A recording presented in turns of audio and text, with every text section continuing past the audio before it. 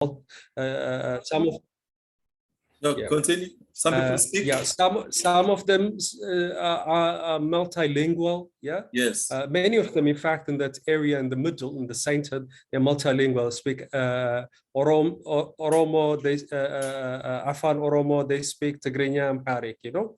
Yes. So it's interesting. But now what I don't understand is why in 1991, when TPLF took power, they decided to institutionalize ethnicity, you know, by placing Amhara on higher Amharic, by placing the Amharic people up. Higher. They see now basically making it a factor whether you're Amhara or not. Yeah, this you see now the Amharas have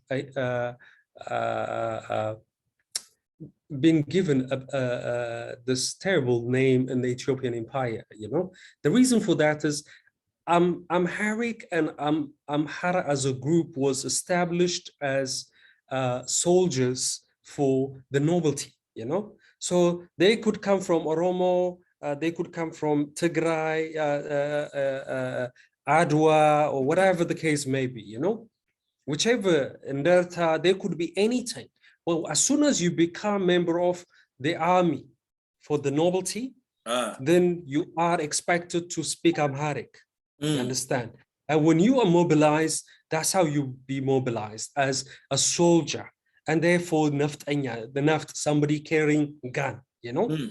So as an ethnic group, they're being given a bad name because of this arrangement that the Ethiopian state formation has used them for that kind of purpose, you see. So Amharas, everywhere, they come from different ethnic groups. What you know today as Amhara, they come from multiple ethnic groups. You know, Johannes, he went to Matama, he died in Matama, fighting the Egyptian Sudanese, yeah? Yes. That front, at the Sudanese front. Now, the soldiers, where did they go? Yeah. Mikhail Suhul, his castle exists in Gondar. Yes. So all his family members, all of them are living there in Gondar. What does that mean? That means they are now Amharanized. Yeah. Basically, that's what they're saying. So you cannot. I mean, this trying to find, you know, lineage and all that, you know, try to enforce that primordial element to it. Yeah. That's a nonsense. This is the actual reason, when Binyam, that I actually called this meeting, because I would like us to have a discussion with people about the issue of nationalism. You know, from a Pan-Africanist perspective, we could understand why nationalism was useful against invasion. You know, why Nyerere or Nkrumah, one of them, had said, we must get rid of the tribe so that the nation can live, right? The tribe must die for the nation to live. As a means to an end, as a means to national liberation, right? Of course. But then this question then of sovereignty, I understand what you just said about the Oromo and the Tigrinya and all these people basically speaking, intermarrying and all that. I mean, if you read the Emperor, for us who are studying this whole monarchical thing, you find that almost all of them are half Oromo. They are half Amara, half Oromo, half Sidamo. Exactly. They are Sidamo, they are this or they are this. The wife. Exactly. This has been, the mixing has been happening. Even Haile Selassie himself, I think his mother was Oromo, you know, or Muslim, and his wife's mother Muslim also was Oromo. His wife's mother was also Oromo. But then when you read in between the lines, also you find that the same emperor would what would I say?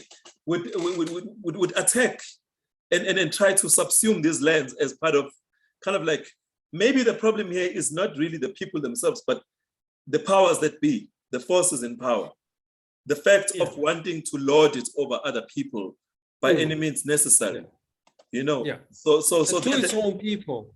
Excuse me? They have not been kind to any people. Yes, the rulers of the earth. They have not been rulers. kind to any people. You know, they're brutal leaders. You know, So they're not of course kind.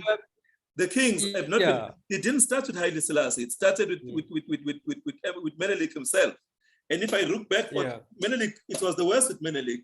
But before Menelik also, there is this thing, you know, when the Oromo was still called the Gala, you know, a negative word with all different kind of connotations.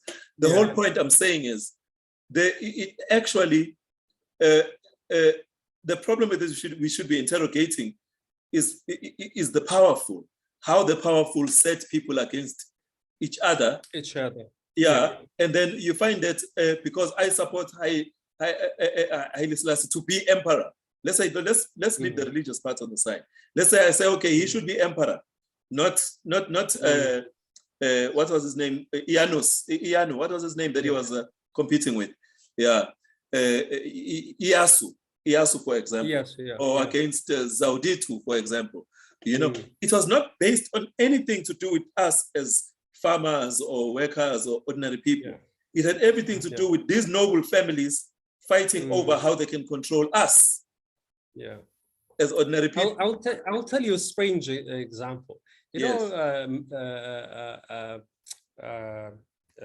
King Menelik, he had slaves. Multiple slaves. Okay? Now, all the lords, not just him, but all the lords had slaves that they brought from southern Ethiopia. You know, the native people. So they go deep into southern Ethiopia and then they pick as slaves. You know who feeds the slaves? Local peasants. What? Local peasants feed the slaves. Breed the slaves. No, not feed. Feed them.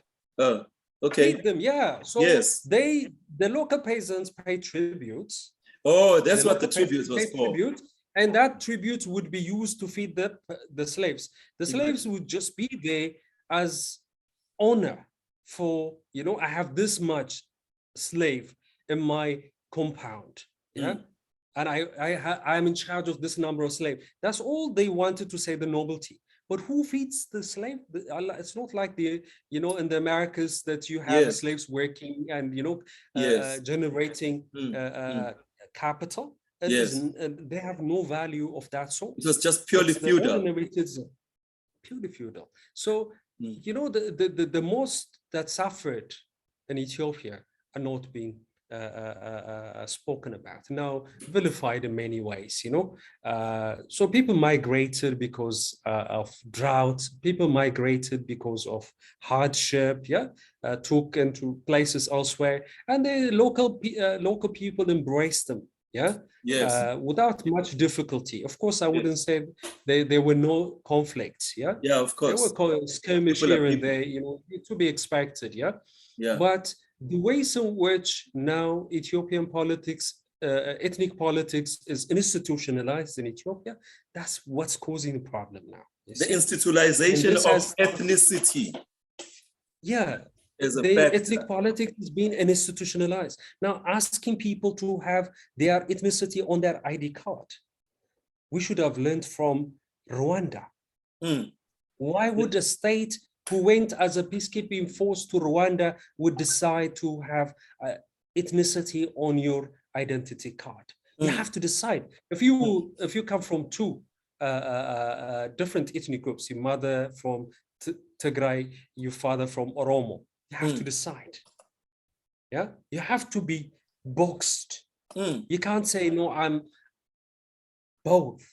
You have to be, it's either or, You have to choose one. That's dangerous. It is dangerous. But you mentioned something, Binyam. You mentioned something about this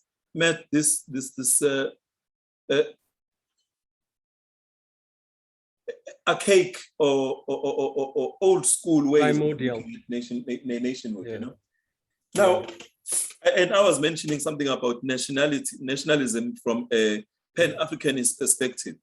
Now, a supporter of Ethiopia, let's just say of Ethiopia, or let's say of liberty for people of the Horn of Africa, may look at may look at an Oromo people wanting autonomy as being anti, or maybe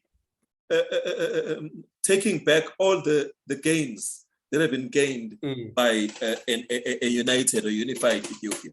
There is a difference between unification and what do I say? I want to say not unity per se, assimilation, but nationalization, so to speak. Yeah. You know, or assimilation, because at the end of the day, we know, like some of the clips I've been sending on Facebook, they are talking about the fact that there is an Ethiopia, but within Ethiopia, there are peoples who want to be free to practice either their religion or whatever they want to do autonomously. But then at the same time, what does that mean for Abe, what does it mean to a, let me just wait for this guy to come in,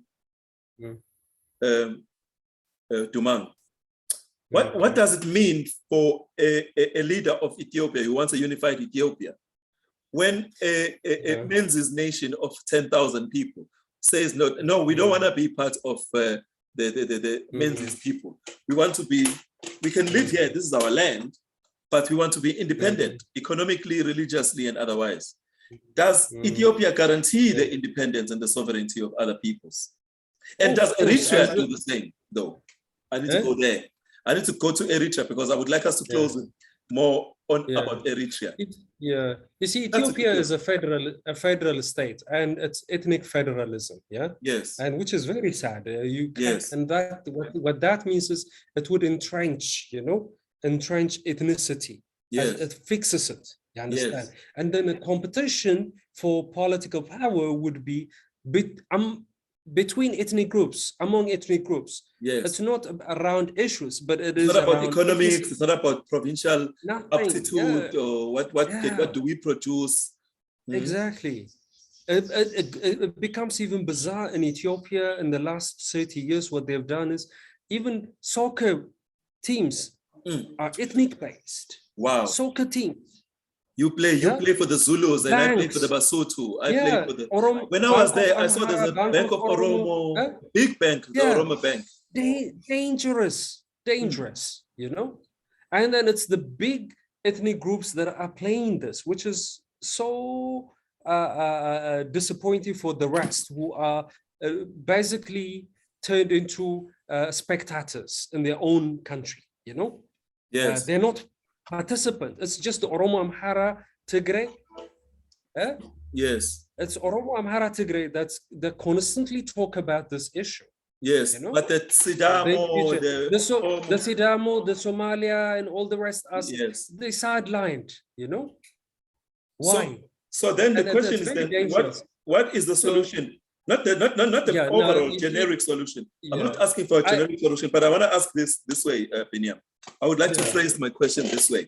You speak about federalism. Federalism, is what the IFP is calling for in South Africa. But the problem then, you mentioned very rightly that the problem is ethnic federalism. When America has a federalism which is not ethnic based, but it's based on the independence of states. The independence, every state chooses its leaders, chooses its constituency. There's a central government, the federal government, the federal purse, so to speak, where the money, the dollar, the tax goes to the center, then it's distributed towards the polities, right? It's kind of like a decentralized kind of thing, the decentralized government. With decentralization of power. Yes. So I would like us maybe on our next engagement, I don't know, maybe it could be next week, maybe it could be the other week, but I would like us to really now start looking at potential solutions for African, because the issue that we are talking about now, about Ethiopia and Eritrea and Somalia and Sudan, and the River Nile, the issue of the River Nile, whose Nile is it? Who shall it benefit? The river must benefit who mostly? 70% Ethiopians, or 30% Sudanese, 10% Egypt? What about the Ugandans? What about everybody in between? So the question I'm asking is there a system or a medium that you could recommend that could really help the Biafrans and the Nigerians Biafra Nigeria issue. Yeah. To actually find unity, but in our diversity. You know what? I have this strange faith in this prime minister. Yes. What he proposes is unity in diversity. Yes. His philosophy of Medemar. And he's clarified it so well. Yeah, let's come together. Yes. Let's synchronize our energies. Yes. And in that way, we could move mountains. Absolutely. You understand? If we divide it, if we start to look into the petty ones, it's not going to take us anywhere. Yeah. Yes. And of course, there is also recognition. If you want to leave Ethiopia, the constitution allows you to do so. But the problem is, once you want to go out, then there's border issue you have to solve.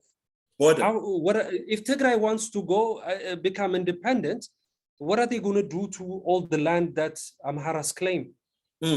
Within what they say is theirs. Within what they say is, their homeland. Tigray. Yes. Yeah. So, that would cause multiple conflicts within. And who do they trade with? Where do they get their food? Who do they sell to? Because you're going to have to fight with Afar. Afar will fight with Somalia. The Somalia will fight with Oromo. It will be endless war. That's not a sustainable arrangement for Ethiopia. And there is growing recognition of that. But then again, nobody denies the fact that devolution of power is essential. But devolution of power and dividing it along ethnic lines is dangerous. Very dangerous. Now, I have a faith in Abiy. I say I have faith in Abiy. In the last 27 years of rule of TPLF, even though they claim that they are the guardians of ethnic federalism in Ethiopia, they never allowed other ethnic groups to form their own federal state. Never allowed them a referendum. Abiy allowed at least 2 of what I know. The Sidama became now a federal state. Not only Sidama, and other about a group of 4 or 5 ethnic groups have formed their own federal state. So Abiy has allowed that in the last 3 years of his reign. So it's a promising one. He recognized we cannot tamper with this arrangement this quickly. But also we need to learn to manage it, and we need to also build bridges. Yes. And also his approach to the Tigrayan people, where did it sour? Where did it go south? Can I be very blunt? This is not a Tigrayans war. This is America's war. America's Europeans war. External influence. They had been warning Ethiopian government about this. Yes. You know what? They see as a threat a few developments in the region. One is the Chinese taking position in Djibouti.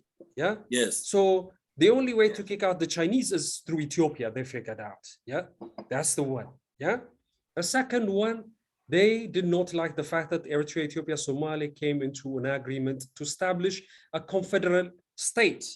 Now they're seeing 1,200 kilometers of coastal Red Sea on the Eritrea side, 3,400 kilometers on the Somali side, and who's going to control it? Undecided, right? People. So they have to. And China. You see? China. They fear it's either Eritrean type of leadership that will be formed in Ethiopia and Somalia, then would refuse anybody to have influence over it. That's a threat to them, because anything that they don't control, it's a threat to them. And the Chinese possibly as well. So that's a big fear. Then the fourth one, I'll tell you, it is the Nile River.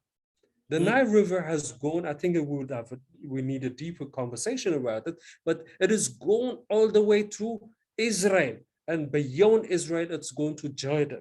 What do you mean? The river? The river, they are taking it all the way. What? It's gone all the way. So now the two most important American allies, the Egypt and Israel,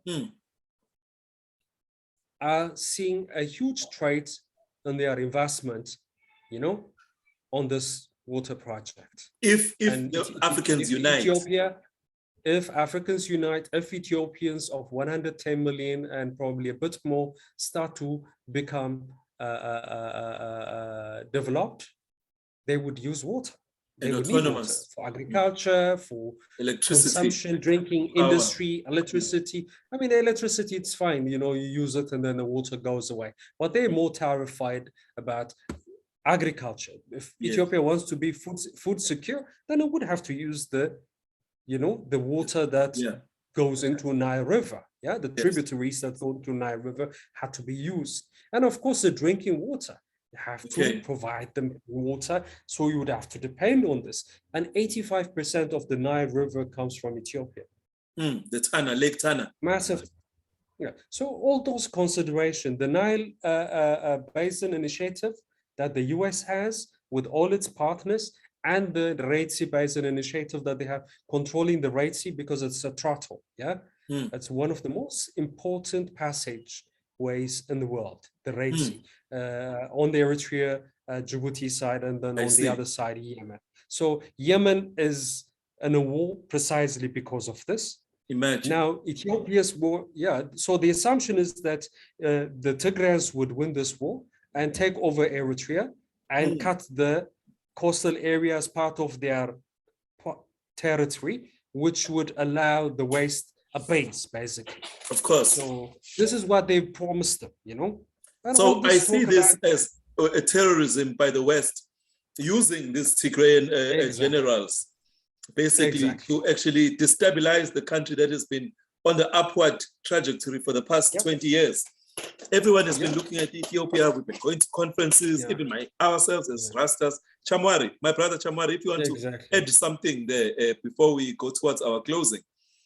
You know, he was one of the guys that I went with to Ethiopia for an international economic conference. And the conference really was about making sure that Africans in general benefit from what's happening in Ethiopia. And we also help Ethiopia to develop. Chamari, you have anything to say, just as we go, my king? No, give thanks, Rasmus. Yes, I. Well, and also, Brother Vivian. No, mine is just, give thanks for the insight that the I is sharing. Yes. Greatly appreciate that. But then once more, just, you know, that most of our troubles or encounters that we face as Africans are always external, you know. So I think in going forward that we should then not get weary in continuously striving to bring about such information forward, and also to hold hands to build unity, because this information makes one have a better understanding of the situation than of a situation, but and also give one strength, though it's tiring, but give one strength to actually to soldier on towards the cause of African unity and strengthening trade and amongst ourselves as Africans. So I give thanks for this sharing, King. Thank you, my brother. Thank you, my brother. Thank you. So can I add a couple of points? Yeah. Yes. I think a very, very important points raised now. The disinformation, the coordinated Western media on this issue, not only on this issue, but also on many other African issues, whether it's in Niger, whether it's in Burkina Faso, whether what's happening in Zimbabwe. You know, you look at all those situations, the ways in which they contrive it, they twist it, you know, to serve Western agenda. It is dumbfounding. And of course, we have local elites who take part in that. Of course. I'm not going to be denying that. It is always made possible through the consent and participation of the local, one or another local elite. Yeah, so we need to yeah, Sky, we need to find a way, you know, to go beyond the local and start to see Africa proper. What is it facing? It's more or less the same everywhere. Yeah. So what we seeing in Niger, the intervention with the French, what just happened in Guinea, what's happening in Burkina Faso, Mali, all those issues are very much interconnected. Yeah, interconnected. Why?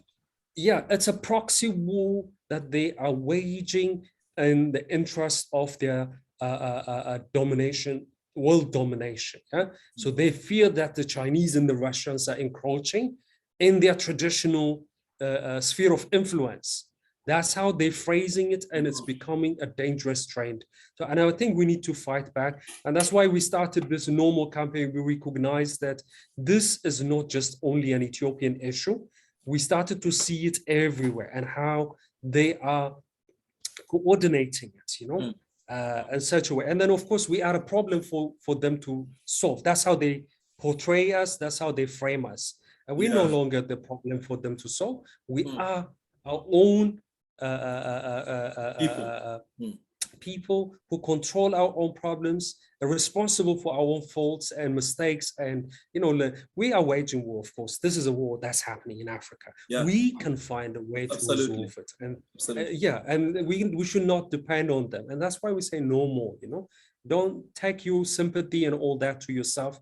We can deal with our issue the way it is fit to our situation. And I think that's what I would like. You mentioned something, Binyam, as we go towards a close.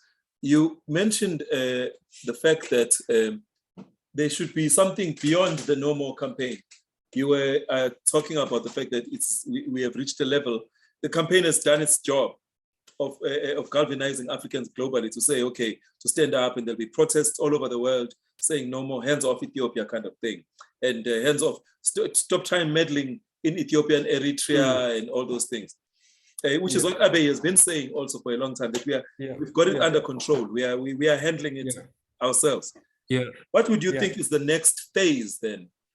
Because this was mobilization for a campaign that says, do not do this.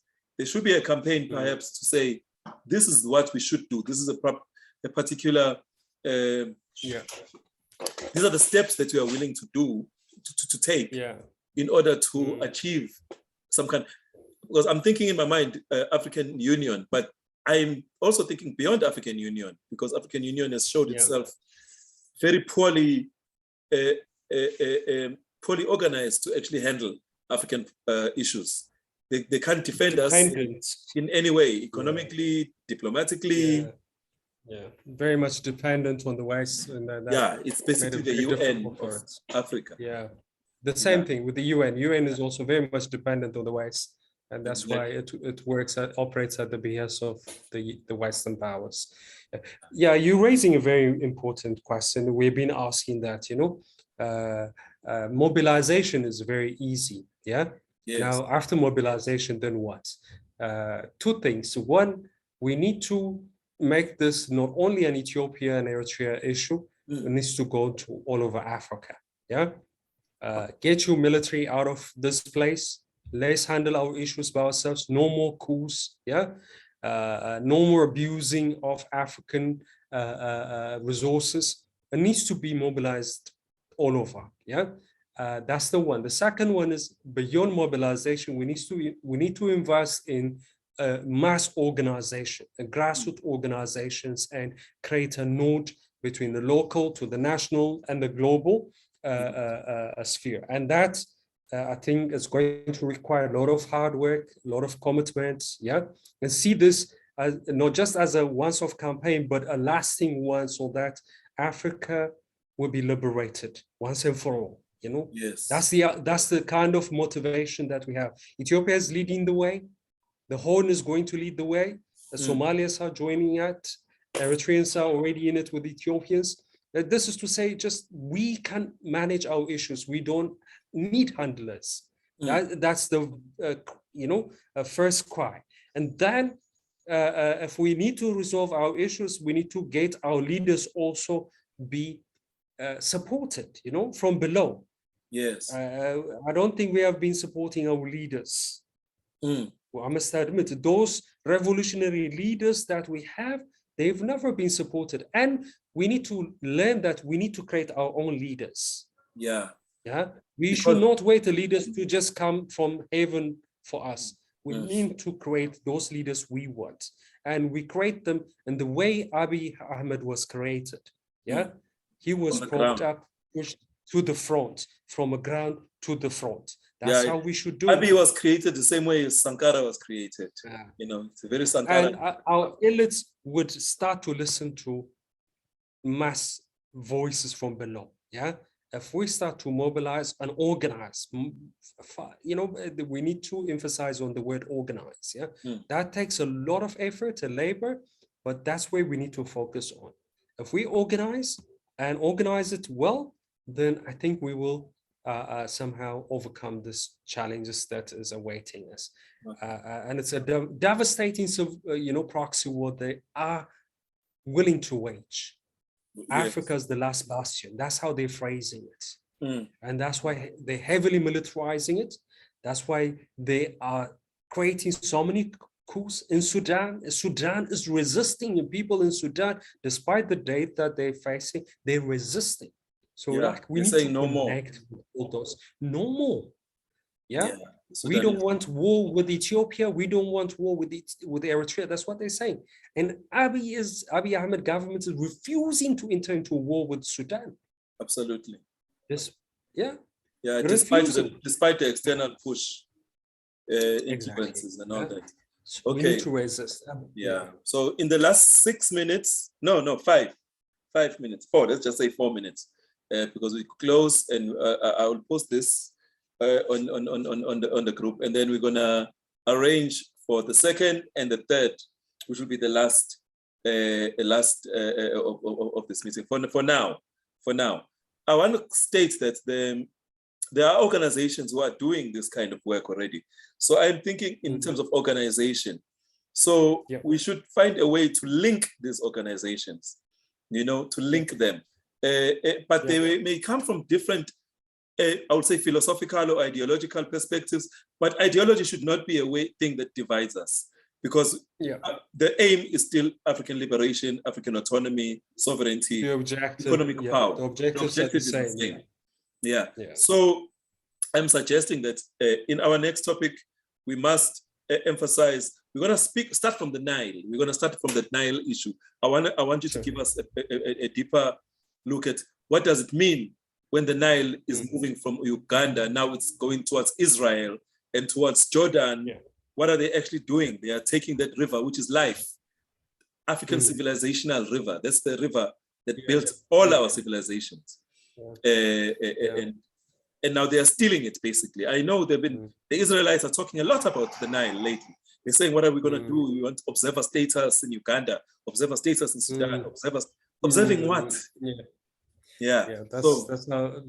That's the biggest threat for them now, Yes. But you see, if the water will be enough for all of us, but then it shouldn't be a zero-sum game, No. The zero-sum game is what's causing this problem. Egypt almost conceded, but then behind they were poked.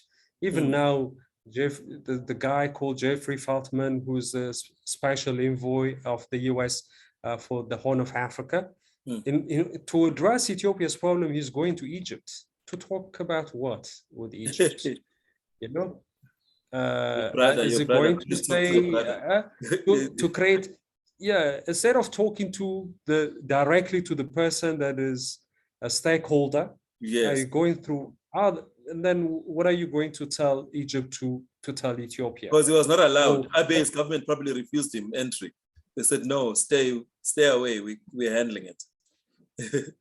So those are the issues. And of course, it is their war. That's why they're behaving in this terrible manner. It's their war. They invested in it, and in the process, we're killing each other, which is very sad. And I must admit, this is heartbreaking, We need peace. We're tired of this constant aggression, war, you know. Every time we rise, something brings us down. Yeah, and we just thought we got over it, you know. We started to move in the right path, and that's when they come and, you know, distract it and derail us, you know. It's costing everybody a lot of price, but this is not a war for Tigrays. This is a war America is waging in our region, you know, in order to defend or promote whatever their perceived interest is in the region. Yeah. And that's the saddest part. And we need to recognize that, you know, everybody is in pain, you know, even Ethiopian government is not trying to propagandize it in a level that is trying to mobilize too many people, but it became untenable for it. It tried to hide so many of what has happened so that we would be living in peace later on after this. There is something that's called after this conflict, where we would sit together and have to continue to live together as neighbors, as one country, or as a citizen of the region, you know. So that is what we need to preserve. There is going to be after this, yeah. Okay. There is going to be something that we call, yeah. We need to somehow find a way to work. There will be a solution to this problem, and a lasting solution to this problem, where we're going to be living in peace with each other and supporting one another, not maligning and, you know, name calling each other, you know. I let it be. Yeah, it's time for us to call for peace. No more wars. We call for peace. We declare peace, prosperity on in our land. Yeah, let it be. Dumang, say hi. I think we've got 30 seconds, and we're gonna meet again. We're gonna call this meeting again when we go live. I think it might be on Twitter Space or something like that. We're just gonna do it. It's gonna be easy that way. I don't have to do Zoom and then try and post it on Facebook. Absolutely. It just didn't happen. I struggled. So, Dumang, do you have anything to say? Last words. Thank you, Piniam, for your contribution. Thank you. Thank you. Dumang, are you there? Oh, you are just on. Man from the great empire of Kemet is not here. His phone is just there. Okay, it's fine. But thank you, brothers. We shall link again. Thank you, Manzi, for organizing this. Yeah, it's important. Give thanks, King. Okay, give thanks and love. Thanks and love. Thank you. Later, I will send it to you, and peace. Okay, perfect. Cheers.